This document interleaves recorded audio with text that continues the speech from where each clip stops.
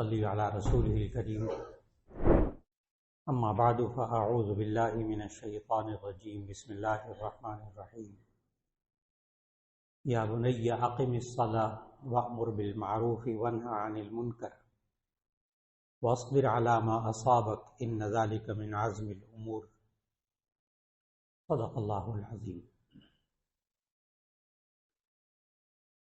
اللہ رب العزت نے سورہ لقمان کے دوسرے رکوع میں 21واں پارہ ہے، تو سورہ لقمان کے دوسرے رکوع کی آیت نمبر 17 کی تلاوت کی توفیق عطا فرمائی، جس میں اللہ رب العزت نے ہمیں اپنی نئی نسل کے بچے اور بچیوں کی تربیت کی تلقین فرمائی اور اصول بتائے۔ اور اس آیت میں آج ہمارے نوجوان بچے اور بچیوں کے بارے میں جو ماں باپ کی بڑی پریشانیاں ہیں، ان پریشانیوں کا حل اس ایک آیت میں موجود ہے۔ اور یہ حل بتانے والا اللہ ہے جو ہمارا خالق ہے، اور یہ صرف پاکستان کے بچوں کے لیے نہیں، یہ صرف مکہ اور مدینہ کے بچوں کے لیے نہیں، یہ قرآن تو ساری دنیا کے انسانوں کے لیے، کسی ماحول میں رہتے ہوں، کسی علاقے میں رہتے ہوں، کسی زبان کے ہوں، مختلف رواج ہیں مختلف قوموں میں، مختلف ملکوں میں، مختلف خاندانوں میں، سب اپنی جگہ رہے، اسلام ان پہ کوئی پابندیاں نہیں لگاتا، ہر شخص اپنے ملک، اپنے قوم، اپنے وطن، اپنے قبیلے، خاندان کے مطابق زندگی گزارے۔ کوئی گرمی کا ماحول ہے، کوئی سردی کا ماحول ہے، کوئی اسلام پابندیاں نہیں لگاتا۔ اللہ تو خالق ہے ساری کائنات کے انسانوں کا، اور وہ اصول بھی ایسے بتاتا ہے جو کائنات میں ہر جگہ جاری ہیں، ایک جیسے ہوں۔ اللہ نے معاشرے کے اندر جو پریشانیاں ہوتی ہیں ان سے بچانے کے لیے انسان کو اصول بتائے قرآن مجید کے اندر۔ آج انسان کی بہت بڑی پریشانی ہے نئی نسل کو برائیوں سے اور بے حیائیوں سے روکنا، بہت بڑا مسئلہ ہے۔ چاہے کوئی کتنے ہی لبرل قسم کے ماں باپ ہوں، وہ جنہیں بچوں کو آزادی ہونی چاہیے، کھلا ہونا چاہیے، کھلا ماحول ہونا چاہیے، دین بھی ہونا چاہیے، دنیا بھی ہونی چاہیے، کتنے لبرل ہوں ماں باپ، کتنے ذہن کو وسیع رکھنے والے کشادہ ذہن کے ماں باپ، لیکن ایک وقت ایسا آتا ہے کہ وہ سوچتے ہیں کہ ان کے اندر برائی نہیں ہونی چاہیے، ان کے اندر بے حیائی نہیں ہونی چاہیے، فکر ان کو بھی پیدا ہو جاتی ہے، لیکن ایک وقت آتا ہے۔ سوال یہ ہے کہ اس کا حل کیا ہے؟ لقمان علیہ السلام نے اپنے بچوں کی جب تربیت کی تو وہ تربیت کے اصول، قرآنی اصول، خالق کے بتائے ہوئے اصول، آیت جو پڑھی وہ سورہ لقمان کی آیت نمبر 17، 21واں پارہ ہے۔ یا بنی اقم الصلاۃ، اے میرے پیارے بیٹے تو نماز قائم کر۔ اس نماز کا ثواب اللہ تعالیٰ آخرت میں عطا فرمائے گا انشاءاللہ۔ لیکن جب ہم اپنے بچے بچیوں میں، اپنے گھروں میں نماز کا نظام رائج کریں تو ایسی صورت میں ان پر اثرات کیا ہوں گے؟ ثواب آخرت میں ملے گا انشاءاللہ، دنیا میں کیا ہوگا ان کے ساتھ؟ اس کے لیے 21ویں پارے کی پہلی آیت پڑھیے گا، اس کا ترجمہ سنیے گا، آپ کو اندازہ ہوگا کہ نماز کیسے اثر کرتی ہے۔ اللہ تعالیٰ نے ارشاد فرمایا 21ویں پارے کی پہلی آیت میں، اتل ما اوحی الیک من الکتاب واقم الصلاۃ ان الصلاۃ تنہی عن الفحشاء والمنکر۔ بہت سے لوگ ایک سوال کرتے ہیں جب ان کو کہا جاتا ہے نا نماز کے بارے میں، تو وہ کہتے ہیں خالی نماز سے کیا ہوگا، کچھ کرنا بھی تو چاہیے نا، کوئی تربیت بھی تو کرنی چاہیے اولاد کی۔ کوئی جملہ کہتے خالی نماز پڑھنے سے کیا ہوگا۔ وہ بالکل نہیں سمجھے اس آیت کو، انہوں نے کبھی ترجمہ نہیں پڑھا ہوگا اس آیت کا، 21वें پارے کی پہلی آیت. ورنہ یہ جملہ کبھی منہ سے نہ نکالتے کہ نماز پڑھنے سے کیا ہوتا ہے، خالی نماز پڑھنے سے کیا ہوتا ہے. کچھ بچوں کی تربیت تو کرنی چاہیے نا. یہ کیا نماز ہر وقت، یہ جملے سنتا ہوں لوگوں کے، لیکن ان بیچاروں نے نا 21वें پارے کی پہلی آیت اور اس کا ترجمہ نہیں پڑھا. خالق کا بتایا ہوا اصول ہے، اتل ما اوحی الیک من الکتاب، آپ تلاوت کیجئے. خطاب نبی صلی اللہ علیہ وسلم کو، بتانا پوری امت کو ہے. اتل ما اوحی الیک من الکتاب، یہ جو آپ کی طرف کتاب وحی بھیجی گئی اس کی تلاوت کیا کیجیے، اس کی تلاوت کیا کیجیے. اتل ما اوحی الیک من الکتاب، صرف تلاوت. ابھی اس کو سمجھنا، اس کو پڑھنا وہ بات کی بہت اچھی بات ہے، بہت بڑی بڑی بات ہے. صرف تلاوت، صرف تلاوت کرنے سے کیا اثر ہوتا ہے یہ نبی صلی اللہ علیہ وسلم نے سمجھایا. بہت مستند حدیث، نبی صلی اللہ علیہ وسلم نے فرمایا ان القلوب تصدع كما يصدع الحديد بالماء. یہ جو انسان کے دل ہوتے ہیں نا، ان کو کبھی کبھی زنگ لگ جاتا ہے، جیسے کہ لوہے کو پانی سے زنگ لگ جاتا ہے. ان القلوب تصدع كما يصدع الحديد بالماء، کبھی کبھی دلوں کو زنگ لگ جاتا ہے جیسے لوہے کو پانی سے زنگ لگ جاتا ہے. یہ ہماری نئی نسل کے بچوں پہ کبھی کبھی زنگ لگا ہوتا ہے. وہ زنگ کی وجہ سے آگے اثرات مرتب ہوتے ہیں. اور وہ زنگ کیا ہوتا ہے؟ اگر آپ ماں باپ نے محسوس کرنا ہو نا وہ زنگ، تو آپ میں سے ایک آج کے بعد اس زنگ کو محسوس کر سکے گا کہ میرے بچوں پر زنگ لگا ہوا ہے کہ نہیں لگا. جب دل پر زنگ لگا ہو تو پھر وہ یہ کہتا ہے نماز پڑھنے سے کیا ہوتا ہے، قرآن پڑھنے سے کیا ہوتا ہے، یہ حلال کمانے سے کیا ہوتا ہے، یہ سود کھانے سے کیا ہوتا ہے، کیا فرق پڑتا ہے، یہ دوسروں کو ستائے، دوسروں کے مال پہ قبضہ کریں، کیا فرق پڑتا ہے. یہ دل پر زنگ ہے جو منہ سے نکلتا ہے. یہ دل پر زنگ ہے جو منہ سے نکلتا ہے. جب دل صاف ہوتا ہے پھر یہ نہیں ہوتا، پھر اس کو پتہ چل جاتا ہے نماز پڑھنے سے کیا ہوتا ہے، سود کھانے سے کیا ہوتا ہے. دونوں باتیں اس کو پتہ ہوتی. نبی صلی اللہ علیہ وسلم نے جب یہ فرمایا کہ دلوں پر اس طرح زنگ لگ جاتا ہے جیسے کہ لوہے کو پانی سے زنگ لگ جاتا ہے، صحابہ نے بھی آگے سے سوال کیا قیل یا رسول اللہ وما جلاؤها، اس زنگ کو کیسے صاف کریں، دل کے زنگ کو. فرمایا بتلاوت القرآن وکثرت ذکر الموت، قرآن حکیم کی تلاوت کر کے موت کو زیادہ یاد کریں. قرآن حکیم کی تلاوت سے دل کا زنگ دور ہوتا ہے. کیوں کریں ہمارے بچے تلاوت قرآن کی، کیوں کریں ہم قرآن مجید کی تلاوت کیوں کریں؟ سچے نبی صلی اللہ علیہ وسلم نے فرمایا دلوں کا زنگ دور کرنا. سب سے پہلے تربیت کا انداز کیا ہوگا کہ ہم اپنی نئی نسل کے اور خود اپنے ذہنوں سے دل کا زنگ صاف کریں. پہلے دل تو چمک جائے نا، اور جب دل صاف ہو جاتا ہے پھر کیا ہوتا ہے؟ جب آئینہ صاف ہوتا ہے تو اس میں شکل صاف نظر آتی ہے، اور آئینہ دھندلا ہو جائے، میلا ہو جائے، اس میں شکل صاف نظر نہیں آتی. جب دل صاف ہوتا ہے اس میں سب کچھ نظر آتا ہے. کیا نظر آتا ہے؟ نبی صلی اللہ علیہ وسلم نے، اب آپ سوچئے گا جب تلاوت کرنے سے دل صاف ہو جائے گا پھر کیا ہوگا، پھر کیا چینجنگ آئیں گی آپ کے بچوں میں، بچیوں میں کیا تبدیلی آئیں گی.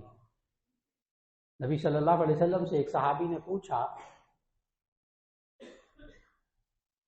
مل بر نیکی کیا ہوتی ہے؟ نبی صلی اللہ علیہ وسلم بتا کے کیا فرمائے، استفتی قلبک، اپنے دل سے پوچھ، اپنے دل سے پوچھ. مل بر نیکی کیا ہوتی ہے؟ میں نے بتایا جب دل صاف ہو جائے نا بچوں کا اور بچیوں کا، نئی نسل کا اور ہمارا، تو نبی صلی اللہ علیہ وسلم سے جب پوچھا صحابی نے مل بر نیکی کیا ہوتی ہے، تو نبی صلی اللہ علیہ وسلم نے آگے سے جواب دیا استفتی قلبک، اپنے دل سے پوچھ. البر مطمئن علیک نفسک، نیکی وہ ہوتی جس پر تیرا دل مطمئن، نیکی وہ ہوتی جس پر تیرا دل مطمئن۔ لیکن کون سا دل؟ کیونکہ اس پر وہ اشکال آئے گا نا کہ جی ہمارے معاشرے میں جو سود لیتا ہے وہ بھی کہتا ہے میرا دل مطمئن ہے، اور جو قتل کرتا ہے وہ بھی کہتا ہے میرا ضمیر مطمئن ہے، میں نے اس کو قتل کیا۔ یہ جملے سننے کو ملتے، میں نے اس کے ساتھ یہ سلوک کیا ہے، یہ میرا دل مطمئن ہے، میں نے جو اس سے برا سلوک کیا۔ اللہ کے بندے تمہارا دل صاف نہیں، میلا دل ہے۔ مطمئن علیک نفسک، نیکی وہ ہے جس پر تیرا دل مطمئن ہو۔ نیکی پوچھنا ہے، نیکی کیا ہوتی ہے؟ اپنے دل سے پوچھ، کون سا دل جو تندرست؟ زبان کا کام ہے چکھنا، زبان کا کام ہے چکھنا، لیکن مہربانی کیجئے آپ اگر کھانے کا ذائقہ چکھانا چاہتے ہیں تو اس کو چکھائیے جس کی زبان ذائقے کو چکھتی ہے۔ اور جو بیچارہ ملیریا میں مبتلا، ڈینگی بخار میں مبتلا، اتنے بخار سے اٹھ کر آیا، اس کو مزیدار حلوہ کھلائیں، گاجر کا حلوہ، کہے گا کیا بد مزہ چیز کھلا دی، ذائقہ ہی نہیں ہے۔ اللہ کے بندے، گاجر کے حلوے میں ذائقہ خراب نہیں ہے، آپ کی زبان خراب ہے، اس کی قوت ذائقہ خراب ہوئی ہے، اس کا ٹیسٹ خراب ہو گیا۔ کسی صحیح ٹیسٹ والے کو چکھائیے گاجر کا حلوہ، وہ صحیح بتائے گا کہ یہ دال کا حلوہ، گاجر کا، پیٹھے کا حلوہ، اس کا ذائقہ کتنا اچھا ہے۔ مطمئن علیک نفسک، جس پر آپ کا جی مطمئن ہو وہ نیکی، دل مطمئن ہو وہ نیکی۔ پھر صحابی نے پوچھا مل اسم، گناہ کیا ہے؟ گناہ کیا ہے؟ نبی صلی اللہ علیہ وسلم کیا خوبصورت جواب دیا۔ الاسم ما حاک فی صدرک وکرہت ان یطلع علیہ الناس۔ الاسم ما حاک فی صدرک، گناہ وہ ہے جو تیرے دل میں کھٹکے، چبھے ایک دفعہ، غلطی ہو گئی میرے سے، یہ حرام نہیں کھانا چاہیے تھا، یہ اس کو تکلیف نہیں پہنچانی چاہیے تھی، میں نے اس کو برا بھلا کہہ دیا، ایسا مجھے نہیں کرنا چاہیے تھا۔ ما حاک فی صدرک، گناہ کیا ہے جو تیرے دل میں کھٹکے۔ آگے جملہ سننے والا ہے وَكَرِهْتَ أَن يَطَّلِعَ عَلَيْهِ النَّاسِ، اور تو ناپسند کرے اس بات کو کہ لوگوں کو اس بات کا پتہ چلے۔ کمال کر دیا، اس کا کسی کو پتہ نہ چلے۔ اللہ کے بندے یہی تو گناہ ہے، نیکی وہ ہے پتہ چل جائے کیا ہے نیک کام کیا۔ یہ جب کہ دل صاف ہو، اور دل کیسے صاف ہوگا؟ تلاوت کلام پاک سے۔ بات یہاں سے چلی، جب دل صاف ہو زنگ سے، ایسی صورت میں اس بندے کو یہ سمجھ میں آئے گا نیکی کیا ہے، برائی کیا ہے۔ اور آج اگر ہم نئی نسل کے دل کو صاف کر دیں، اس کو یہ پتہ چل جائے کہ اچھائی کیا ہے، برائی کیا ہے، تو یقین جانے یہ فتنے آسمان سے جتنے مرضی نازل ہوں اور جتنے مرضی میڈیا کہیں چلا جائے، اللہ نئی نسل کو بچا لے گا، کیونکہ اس کو پتہ ہے اچھائی کیا ہے، برائی کیا ہے۔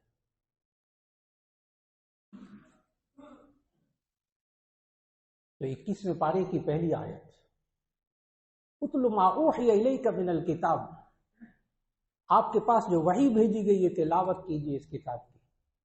وَأَقِمِ الصَّلَاةَ، اور نماز قائم کیجئے۔ إِنَّ الصَّلَاةَ تَنْهَى عَنِ الْفَحْشَاءِ وَالْمُنکَرِ، بے شک نماز انسان کو بے حیائیوں سے، برائیوں سے روکتی ہے۔ شروع میں نے عرض کیا تھا ہمارا بہت بڑا مسئلہ کہ ہم اپنی نسل کو، نئی نسل کو بے حیائیوں، برائیوں سے کیسے روکیں۔ اللہ نے کہا ان الصلاۃ تنہا عن الفحشاء والمنکر، یہ نماز روکتی ہے بے حیائیوں، برائیوں سے۔ یہ ترجمہ کیا ہے میں نے، ورنہ حقیقت آپ حضرات بہت اچھی طرح جانتے ہیں کہ برائیوں سے روکنے والا اللہ ہے، اللہ ہی سب کچھ کرنے والا ہے۔ برائیوں سے، بے حیائیوں سے روکنے والا اللہ ہے، لیکن وہ اللہ خود کہہ رہا ہے کہ یہ نماز روکتی ہے، یہ نماز روکتی ہے، خود نماز روکتی ہے۔ تنہا عن الفحشاء والمنکر، روکنے والا اللہ، لیکن اس وقت اللہ نسبت کس کی طرف کر رہا ہے؟ نماز کی طرف، کہ یہ نماز روکتی، بذات خود روکتی ہے بے حیائی اور برے کاموں سے۔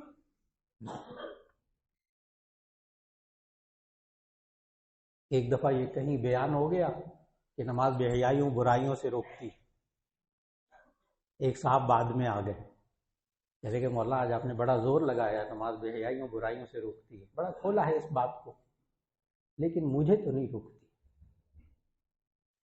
اس نے کسی اور کو بھی نہیں کہا کہ فلاں نماز بھی پڑھتا ہے، بے حیائی کے کام کرتا ہے، یہ نہیں کہا. یہ کہتا کچھ اور جواب دیتا. اس نے تو ڈائریکٹ اپنے اوپر لے لیا. یہی آج آپ نے کہا نماز بے حیائیوں برائیوں سے روکتی، مجھے تو نہیں روکتی. یعنی میں نماز بھی پڑھتا ہوں 5 وقت اور دوسرے غلط کام بھی ہو جاتے ہیں مجھ سے، کہ نماز مجھے تو نہیں روکتی بے حیائیوں برائیوں سے. اب میں بھی تھوڑا سا کانپا، تھوڑا سا ڈرا، اس لیے کہ اللہ کہہ رہا ہے کہ نماز بے حیائیوں برائیوں سے روکتی ہے. 21ویں پارے کی پہلی آیت اللہ کہہ رہا ہے. اور اللہ نے قرآن میں کہا ہے من اصدق من اللہ قیلا، اللہ سے زیادہ سچا کون ہو سکتا ہے. اور یہ بندہ کہہ رہا ہے نماز مجھے نہیں روکتی. اس لیے ڈر گیا، جواب دیتے ہوئے بہت خوف زدہ ہوا کہ اللہ کہہ رہا ہے نماز روکتی ہے بے حیائیوں برائیوں سے، اور اللہ سے زیادہ سچا کون ہو سکتا ہے. اور یہ بندہ کہہ رہا ہے نماز مجھے بے حیائیوں برائیوں سے نہیں روکتی. تو ان صاحب سے فوراً پوچھا، جمعے کی نماز پڑھ کے یا فارغ ہوئے تھے وہ صاحب. میں نے کہا آپ نے ابھی جمعے کی نماز پڑھی ہمارے ساتھ؟ جی جی آپ کے پیچھے پڑھی جمعے کی نماز. میں نے کہا خطبہ بھی عربی کا سنا؟ کہتے ہیں ہاں جی جی خطبہ بھی سنا. میں نے کہا اردو تقریر سنی؟ کہا جی اردو تقریر بھی سنی. میں نے کہا آپ جب یہ نماز پڑھ رہے تھے جمعے کی، تو اس جمعے کی نماز کے دوران آپ نے کتنے بے حیائی اور برائی کے کام کیے؟ یہاں جامع مسجد بلاک میں بیٹھ کے کتنی بے حیائی اور برائی کے کام کیے؟ کہ نہ نعوذ باللہ بالکل نہیں. میں نے تو اتنی دیر تو نماز نے روک لیا نا بے حیائی اور برائی. اللہ تو سچا ہے، اللہ تو سچا ہے. اللہ نے اتنی دیر تو روکا. اور جو 5 وقت نماز پڑھے گا، جتنی دیر نماز پڑھے گا کم از کم اتنی دیر تو روکے گا. اس کا تو کوئی انکار نہیں کر سکتا. اور آپ خود سمجھ گئے کہ وہ وضو کر کے آئے گا، نماز پڑھ کے گھر تک جائے گا، اس عرصے میں کم از کم وہ بے حیائی برے کام نہیں کرے گا.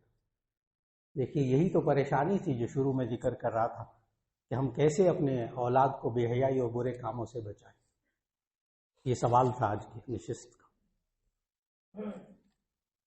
لیکن میرے عزیزان محترم، جو آیت میں نے پڑھی نا، اس آیت کے پہلے لفظ میں غور کیجیے گا، یا بنی اقم الصلاۃ. سورہ لقمان آیت نمبر 17، 21واں پارہ ہے. یا بنی اقم الصلاۃ، اے میرے پیارے بیٹے تو نماز قائم کر. اب ایک اہم بات کی طرف توجہ دلانا چاہتا ہوں. تمام مفسرین نے یہاں یا بنیہ کا جو ترجمہ کیا ہے نا، وہ کیا ہے اے میرے پیارے بیٹے، کیونکہ بنیہ یہ ابن ان کی تصغیر ہے. اے میرے پیارے چھوٹے سے بچے، پیار بھرا کلمہ ہے یہ، یا بنی اقم الصلاۃ. اور اللہ نے قرآن میں یہ استعمال کیا، اے میرے پیارے بیٹے تو نماز قائم کر. معلوم ہوا کہ جب اپنے بچوں اور بچیوں کو نماز کی طرف لانا ہو تو پیار سے لانا. یہ جو ہم سختیاں کرتے ہیں نا دینی معاملات کے اندر، اس سے اولاد دین سے باغی ہوتی ہے، یا ڈپریشن کی مریض بنتی ہے. دب گئی تو ڈپریشن، کھل کے سامنے آ گئی تو فرسٹریشن، باغی. اصل میں درمیان میں تربیت میں جو پیار ہونا چاہیے وہ نہیں ہوتا. ویسے ہم سمجھتے ہیں ماشاءاللہ، ہم بہت سمجھدار ہیں الحمدللہ. جب ہم دنیا سکھاتے ہیں نا تو بڑے پیار سے سکھاتے ہیں. کیسے؟ جیسے ہم نے اپنے بچوں کو چلنا سکھایا. یہ پہلے پیدا ہوئے تو لیٹے رہتے تھے، پھر تھوڑی دیر بعد کرولنگ شروع کر دی، رڑنا شروع کر دیا. پھر ہم انگلی پکڑا کر مہینوں ماں باپ ہم محنت کرتے ہیں اس کو چلانے کے لیے، پھر وہ چل پڑتا ہے. ہم مہینوں محنت کرتے ہیں اس کو کھانا کھلانے کے لیے. دودھ پیتا بچہ تھا، اس کو کھانا کھلاتے تھے، بڑی مشکل سے کھانا کھلانا سکھایا ہے. کبھی وہ آدھا کھانا کپڑوں پہ گرا لیتا تھا، آدھا منہ میں جاتا تھا، آدھا ناک پہ لگتا تھا، آدھا یہاں سے لگتا تھا، تب کہیں وہ کھاتا تھا۔ وہ الگ بات ہے اب 3 روٹیاں کھا لیتا ہے، لیکن جب کھلانا سکھایا تو بڑی محنت کر کے ماں نے باپ نے سکھایا، چلنا پھرنا بڑی محنت سے سیکھا۔ آپ نے لکھنا سکھایا اپنے بچوں کو، کتنی پینسلیں توڑی ہوں گی، کتنے ربڑ، کتنے شارپنر گھمائے ہوں گے، پتہ نہیں کیا کیا ہوگا، پھر کہیں جا کے اس کو لکھنے آیا، آج وہ 30 صفحے ایگزام میں لکھ کر آتا ہے، لیکن بڑی محنت سے لکھنا سکھایا، تدریجاً، اسٹیپ بائی اسٹیپ، قدم بقدم، آہستہ آہستہ، بڑے پیار سے۔ ایسا نہیں ہوا تھا کہ یہ بچہ چھوٹا سا تھا، پیدا ہوا تو یہ کرولنگ کرتا تھا، لیٹا رہتا تھا، ایک دن آپ نے غصے سے کہا چلا پھرا کرو اب تم بڑے ہو گئے، بس میں نے ایک دفعہ کہہ دیا وہ چلے پھرے۔ کبھی ایسا نہیں ہوا کہ دودھ پیتا بچہ تھا، آپ نے اس کے سامنے روٹی سالن رکھ دیا اور کہا کھایا کرو تم اب بڑے ہو گئے، بس میں نے ایک دفعہ ڈانٹ کے کہا اب وہ کھاتا ہے۔ مولانا میں نے اس طرح کہا تھا، وہ لکھتا نہیں تھا، میں نے آتا نہیں تھا اس کو لکھنا، میں نے ہاتھ میں کاغذ قلم پکڑ کر کہا لکھا کرو، اس نے لکھنا شروع کر دیا۔ کیا ہم نے اپنے بچوں کو لکھنا اس طرح سکھایا؟ ہم نے تو بڑا ماحول ان کو دیا، بڑا تدریجاً، آہستہ آہستہ آہستہ آہستہ ان کے لیے ماحول بنایا، ان کے اوپر پیسہ خرچ کیا، ان پر وقت خرچ کیا۔ جب ہم دنیا سکھاتے ہیں، کھانا سکھاتے ہیں، لکھنا سکھاتے ہیں، بولنا سکھاتے ہیں، چلنا سکھاتے ہیں، ہم بڑی محنت کرتے ہیں، لیکن نماز کی باری آتی ہے تو ہم کہتے ہیں بس ہم نے کہہ تو دیا ایک دفعہ نماز پڑھا کرو ورنہ جہنم میں جاؤ گے، اس لیے وہ نماز پڑھے۔ کیوں؟ ایسا نہیں ہوتا۔ اور اگر ہوتا ہے تو پھر یا کھل کر بچہ سامنے آتا ہے تو فرسٹریشن باغی ہوتا ہے، اور اگر دب جاتا ہے تو ڈپریشن میں جاتا ہے۔